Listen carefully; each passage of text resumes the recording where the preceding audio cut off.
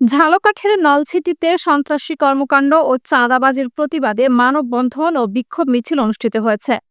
১৪ March উপজেলার সিদ্ধিকাঠি ইউনিয়নের মসজিদ বাড়ি এলাকায় মানববন্ধন অনুষ্ঠিত হয়।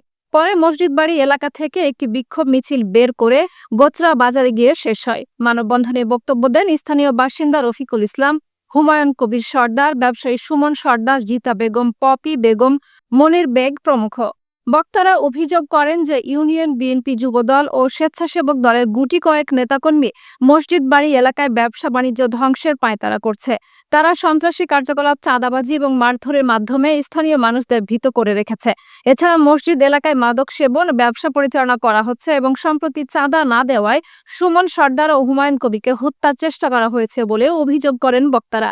স্থানীয় বাসিন্দা সুমন সর্দার ও হুমায়ুন কবির বলেন, মসজিদ বাড়ি এলাকায় একটি ভবন নির্মাণ করতে গেলে যুবদল নেতা এখলাস হোসেন মুন্নার নেতৃত্বে ১৫ থেকে ২০ জন ব্যক্তি আমাদের কাছে চাঁদা দাবি করে।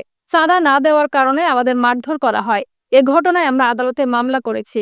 তবে যুবদল নেতা এখলাস হোসেন মুন্না চাঁদা দাবি ও মারধরের অভিযোগ অস্বীকার করেছেন।